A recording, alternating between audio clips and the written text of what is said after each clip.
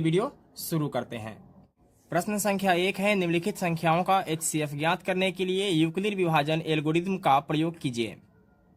तो इस सवाल को सॉल्व करने से पहले हम ये जान लेते हैं कि यूक्लिड विभाजन एल्गोरिथम आखिर होता क्या है। तो यहाँ आप देख सकते हैं कि यूक्लिड का विभाजन प्रमेय का कहता है कि दो धनात्मक पूर्णांक a और b दिए रहने पर अद्वितीय पूर्ण संख्याएं q और r प्राप्त होती है कि a बराबर bq प्लस r। यहाँ शून्य से बड़ा और बराबर है r और r से बड़ा है b। तो इसके साथ हम ये भी समझ लेते हैं कि a, b, q और r का मतलब क्या है। तो यहाँ a को भाज्य कहते हैं, ठीक है, b को भाजक, q को भागफल तथा r को शेषफल कहते हैं, ठीक है। यानी फाइनल होता है भाज्य बराबर भाजक गुने भागफल प्लस शेषफल।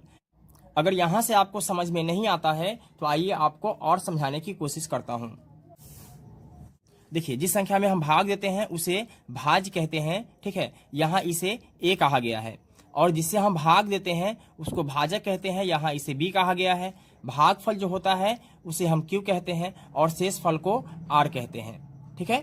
तो फाइनल इस सवाल में हमें क्या करना है कि भाग बनाना है और उसको क्या करना है कि भाज्य बराबर भाजक गुने भागफल प्लस शेष के रूप में लिख देना है। यही क्या हो जाता है कि यूक्लिड विभाजन प्रमेय का हो जाता है। तो आइए सवाल को सॉल्व करते हैं। यहां हमें लिखना है चूंकि 225 बड़ा है 135 से, ठीक है। इसके बाद क्या करना है कि 225 में 135 से भाग देना है, ठीक है। भाग देकर और उसे हमें लिखना है इसके रूप में। तो 135 से भाग देना है 225 में।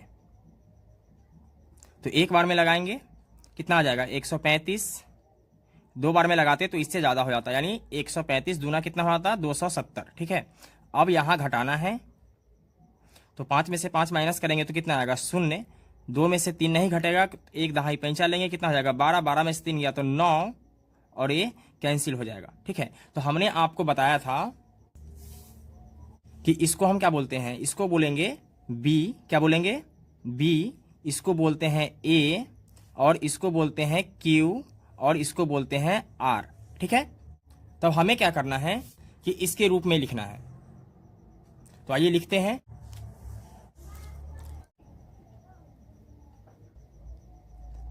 चरण 1, ठीक है। तो चरण 1 में लिखना है कि 225 यानी a का जो मान है वो क्या है 225 है, ठीक है, बराबर b का मान कितना है, तो b का मान है 135। तो लिखेंगे 135 गुने q का मान कितना है तो 1 है, तो लिखेंगे 1 प्लस r का मान कितना है 90, तो लिखेंगे 90, ठीक है। लिखेंगे चूंकि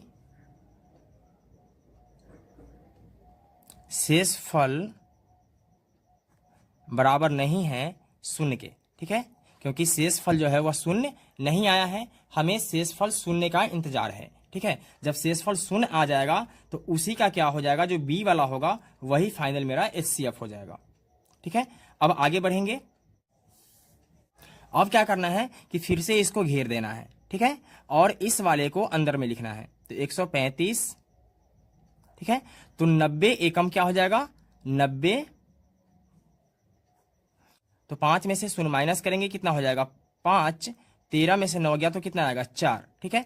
अब यहां क्या हो जाएगा कि इस वाले को छोड़कर चलेंगे, अब यहां से हमें देखना है, ठीक है। तो a वाला मेरा हो जाएगा b, a वाला हो जाएगा a वाला हो जाएगा q और a वाला हो जाएगा r, ठीक है। और फिर हमें चरण 2 के लिए लिखना है।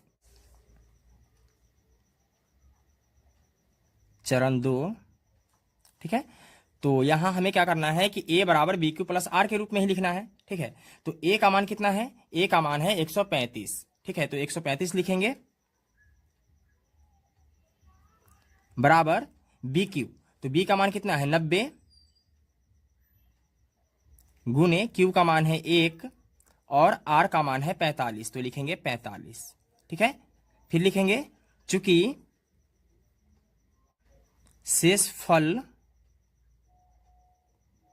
बराबर नहीं है शून्य के, ठीक है।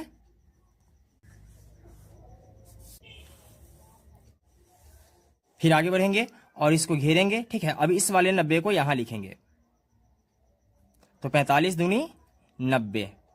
ठीक है, यहां शेष क्या हो जाता है, शून्य में से शून्य घटेगा तो कितना बचेगा, शून्य, और 9 में से 9 घटेगा तो क्या बचेगा, शून्य। ठीक है, तो फिर यहां हमें क्या करना है कि इस वाले को क्या मानना है, बी मानना है, इसको ए, इसको क्यू और इसको आर।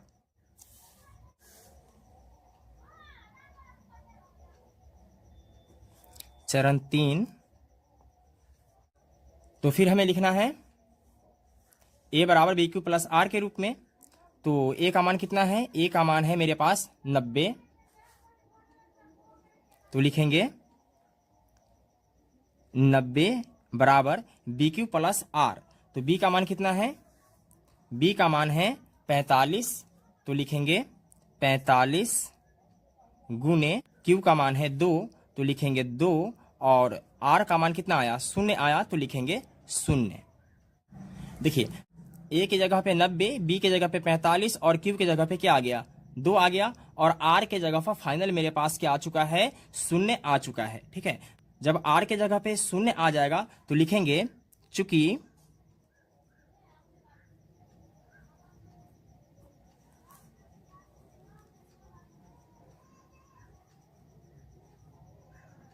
शेषफल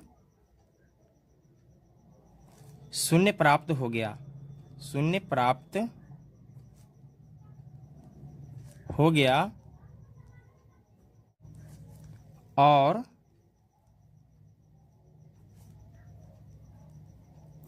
इस चरण का